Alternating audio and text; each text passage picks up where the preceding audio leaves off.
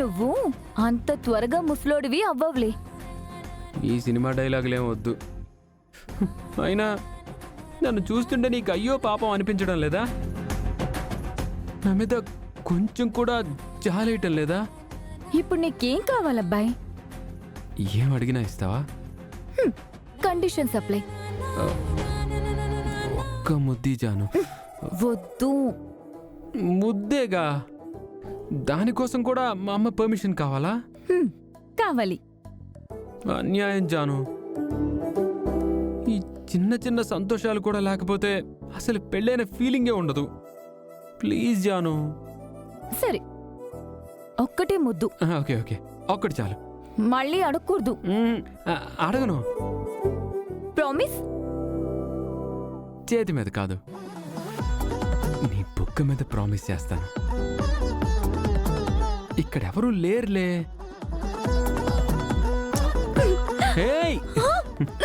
ఒకటి అడిగే వచ్చాను అంతే. తానెవరైనా ముద్దంటారా? ముద్దంటే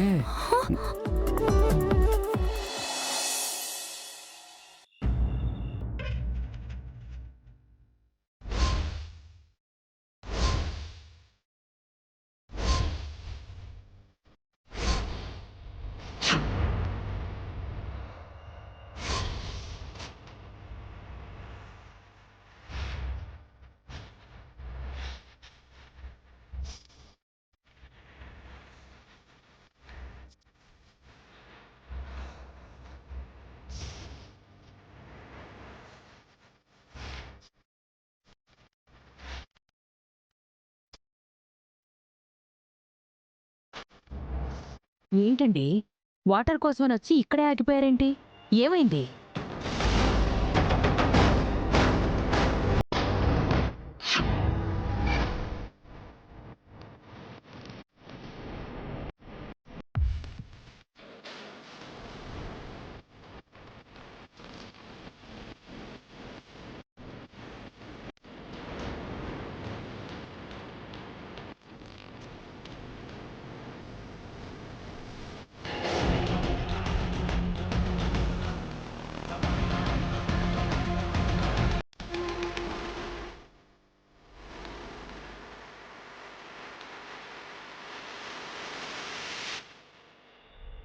ఈ టైంలో లక్ష్మి బయట ఏం చేస్తోందండి? నీకింకా అర్థం కాలేదా? ఈ కుటుంబం అనే కోటకి లక్ష్మి ఒక దళపతిలా కాపలా కాస్తోంది. చూడరవిందా,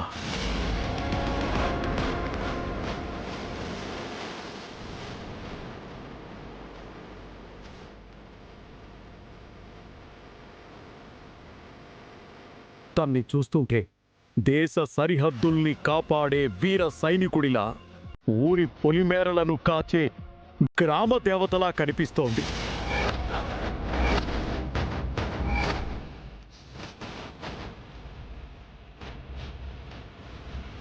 నిజమేనండి, లక్ష్మిని మనం కోడలిగా తెచ్చుకున్నాం. కానీ లక్ష్మి మన పరిస్థితుల్ని బట్టి ఒక్కో పాత్ర పోషిస్తోంది. మన కుటుంబాన్ని ఒట్టి చేత్తో కాపాడుకొస్తోంది. లక్ష్మి మన ఇంటి దేవతండి. భర్త ప్రాణాలకు తన ప్రాణాన్ని అడ్డు వేస్తున్న అపర సావిత్రి.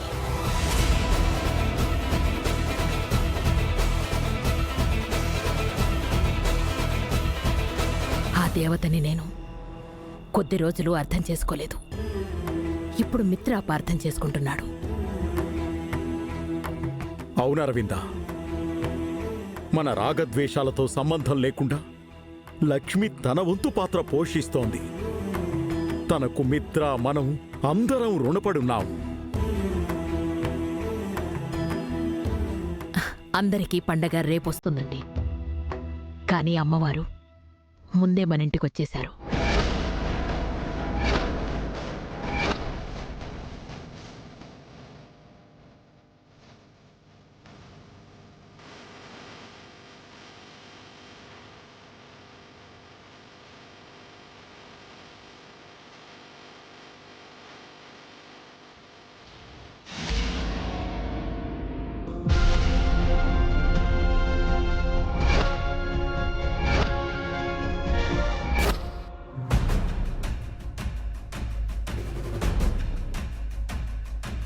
అదేంటన్నా పోలేరమ్మా ఊరి పొలిమేర చుట్టూ తిరిగి కాపలా కాసినట్టు ఇంటి బయట కత్తి పట్టుకొని కాపలా కాస్తుంది.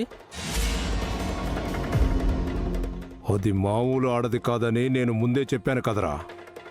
ఓ రోజు మన ప్లేస్కే వచ్చి మొగుడిని విడిపించుకొని వెళ్ళింది. దాని పవర్ ఏంటో అర్థం కావట్లేదేంట్రా? ఇప్పుడు ఏం చేద్దాం అన్నా? ఈ నైట్కి ఏమీ చేయలేవురా. అది ఉండగా మనం ఇంట్లోకి వెళ్ళలేము. రేపు తెల్లారాక గుళ్ళో చూసుకుందాం. పదండి.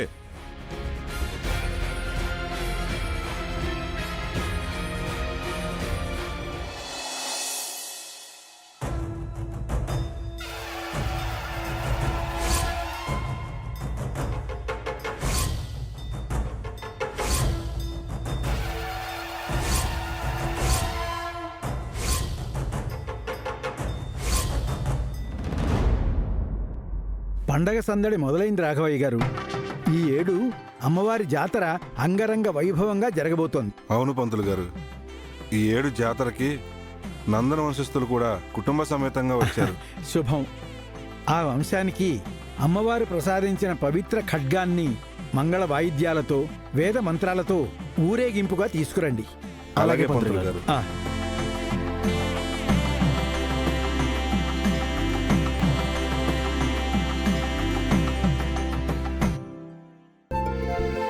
లక్ష్మి, జాను, ఇంటి కోడళ్ళుగా మీరు దీపాలు వెలిగించండి. ఆగండి.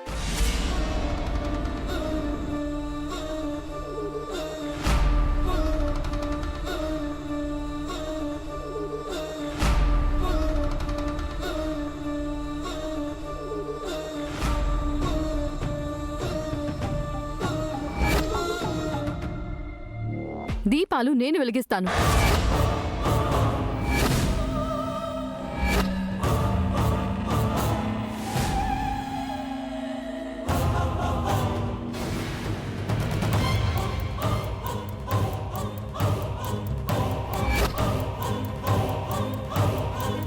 ఇంటి కోడళ్లే దీపాలు వెలిగించాలి. మనీషా, నువ్వెలా వెలిగిస్తావు?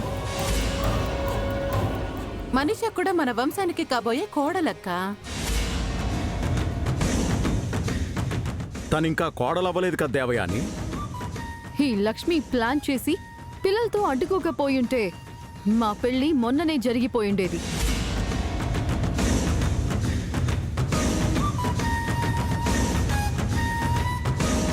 ఈరోజు మా పెళ్లి ఆగడం నా తప్పు కాదు.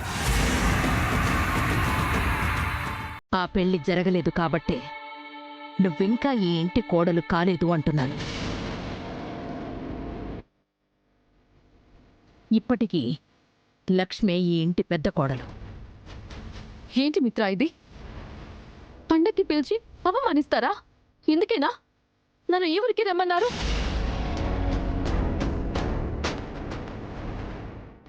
మామ్, దీపాలు ఎవరు వెలిగిస్తాయండి? మనిషి అని వెలిగించి నువ్వు.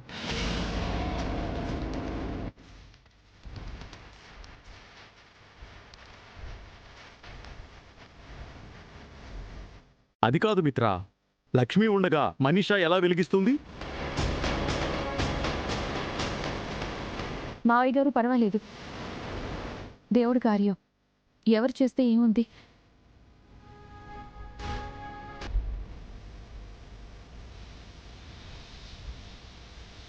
మనిషా, నువ్వే వెలిగించు.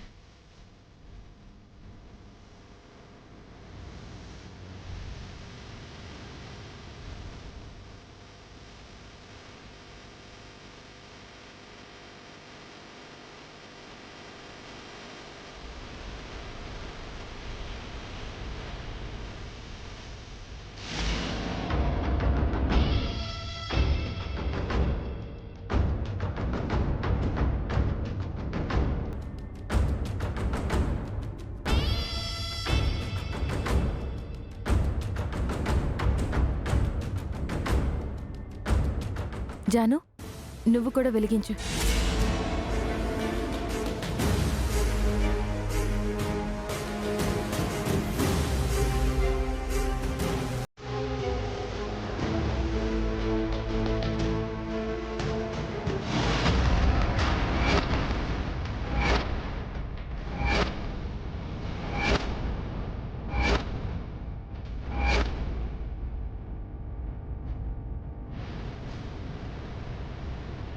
అదేంటి మనీషా, 2 దీపాలు నువ్వే వెలిగించావేంటి?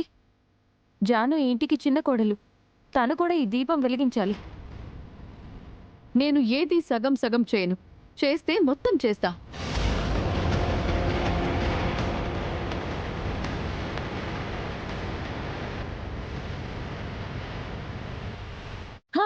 మంచి పని చేసావు మనీషా. ఏది ఎవరికి దక్కాలో అది వాళ్ళకే దక్కుతుంది.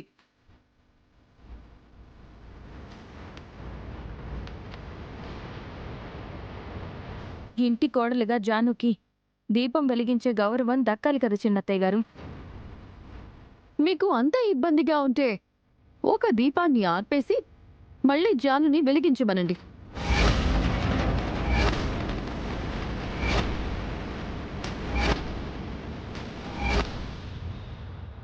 నాకేం అభ్యంతరం లేదు. ఆ మాట ఎలా అంటావు మనీషా? దీపం ఆర్పడం అంటే అర్థమేంటో తెలుసా నీకు? అదే తెలిస్తే తను మనతో ఎందుకుంటుంది లక్ష్మి? ఇలాంటి దాన్ని మిత్ర వెనకేసుకొస్తున్నాడు.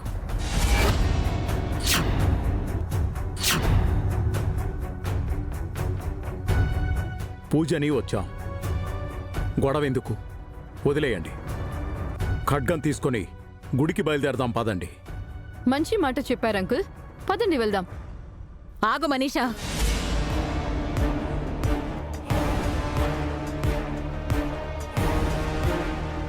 ఏం చేస్తున్నావు? గుడికి వెళ్తున్నాం కదా, ఖడ్గం తీసుకొస్తాను. అది తీసుకురావాల్సింది నా కోడలు లక్ష్మి, నువ్వు కాదు. నేను కాబోయే కోడలనే కదా, నేనెందుకు తీసుకుని రాకూడదు? హ, ఈసారి అమ్మవారి పూజ నా చేతుల మీదుగానే జరుగుతుంది.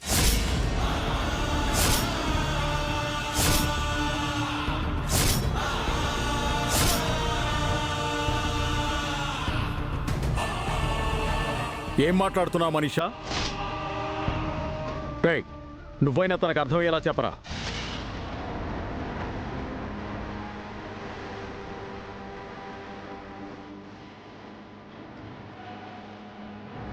ఏం మాట్లాడవేంటి మిత్ర? అమ్మవారి ఖడ్గం లక్ష్మియే తీసుకురావాలి, నీకు తెలుసు కదా.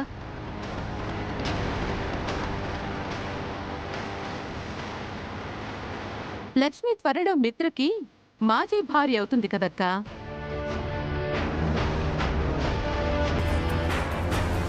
మనీషా కాబోయే భార్య, అందుకే తనే ఖడ్గం తీసుకురావాలి. లక్ష్మి ఇంకా మాజీ భార్య అవ్వలేదు దేవయాని.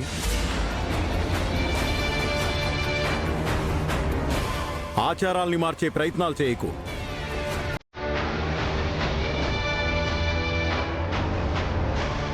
పర్వాలేదు మావయ్య గారు, మనీషాని ఖడ్గాన్ని తీసుకురానివ్వండి.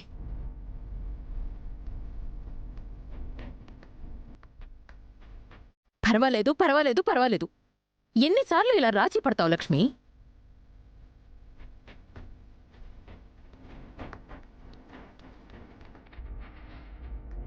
ఈ ఇంటి కోడలిగా నీకంటూ కొన్ని హక్కులు, అధికారాలు ఉన్నాయి.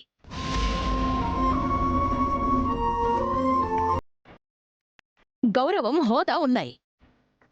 ఎవరి కోసమో వాటిని నువ్వెందుకు వదులుకోవాలి? నాకు అవి ఉన్నాయని చెప్పాల్సింది ఆయన అత్తయ్య గారు. ఆయన మౌనంగా ఉన్నప్పుడు నేను మాట్లాడి ప్రయోజనం లేదు.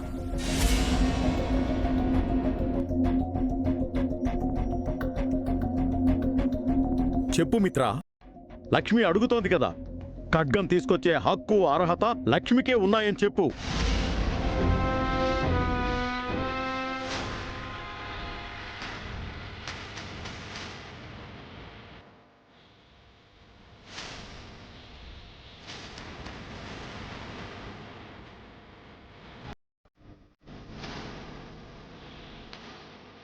మనీషా, మిత్ర, ఏ రోజైతే మనం ప్రేమించుకున్నామో, ఏ రోజైతే నువ్వు నన్ను పెళ్లి చేసుకుంటావని అన్నావో, ఏ రోజైతే లక్ష్మిని నీ భార్య కాదు అని నువ్వు చెప్పావో, ఏ రోజైతే మనం పెళ్లి పీటలు ఎక్కామో, ఆ రోజే నీ భార్యగా నాకు అన్ని హక్కులు, అధికారాలు వచ్చాయి మిత్ర. కాదంటే చెప్పు, ఇప్పుడే ఇప్పుడే వెళ్ళిపోతాను.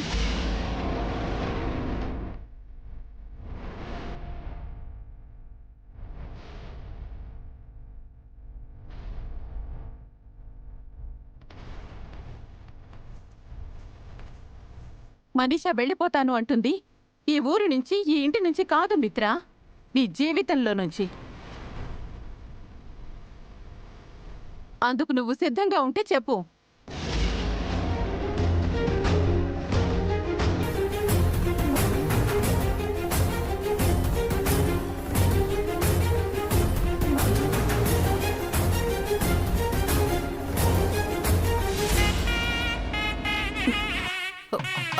అదిగో మన కోసం ఊరి పెద్దలందరూ వస్తున్నారు.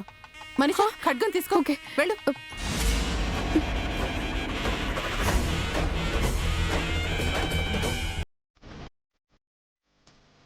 పద.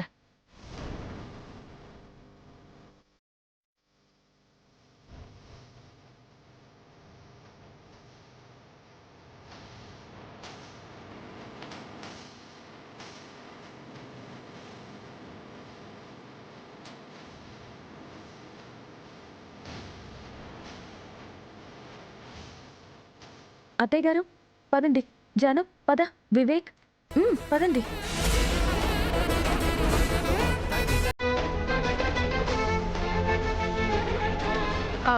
ఏమైంది? వాయిద్యాలను ఎందుకు ఆపేశారు? ఆలస్యమేం లేదు, వెంటనే బయలుదేరదాం. ఊరేగింపు కదలాలంటే ఖడ్గం ఉండాల్సింది వంశ కోడల చేతులు అమ్మా.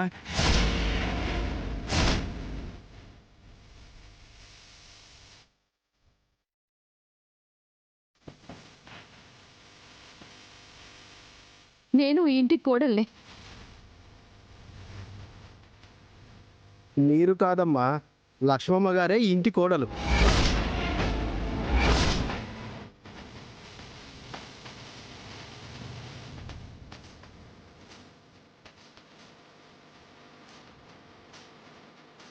నేను కాబోయే కోడల్ని.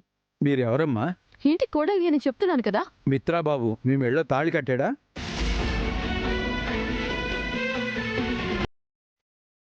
లేదు. పెళ్లి కాకుండా మీరు మిత్రబాబుకి భార్య ఎలా అవుతారు? ఈ ఇంటికి కోడలు ఎలా అవుతారు?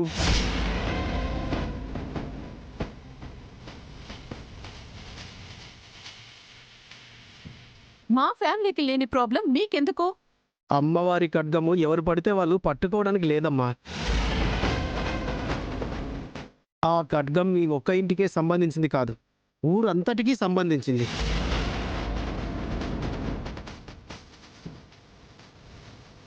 ఈ ఇంటి కోడలే ఆ ఖడ్గం తీసుకురావడం ఆనవాయితీ, ఆచారం. దానికి విరుద్ధంగా వెళ్తామంటే అందుకు మేము ఒప్పుకోం.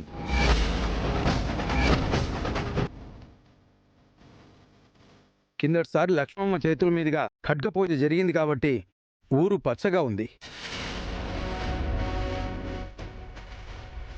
మళ్ళీ ఆ అమ్మే పూజ చేయాలి. కాదు కూడదు అంటే ఈ జాతర జరపడం అనవసరం అమ్మా.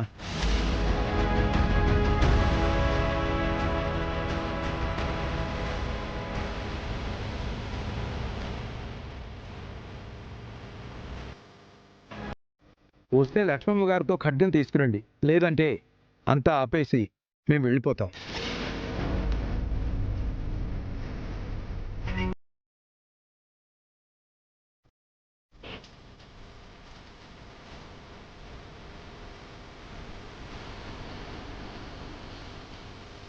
మనిషా,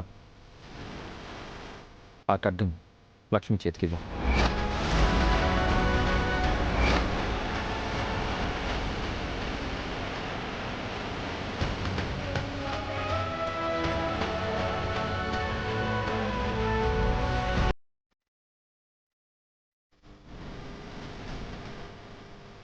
ఇవ్వు మనిషా.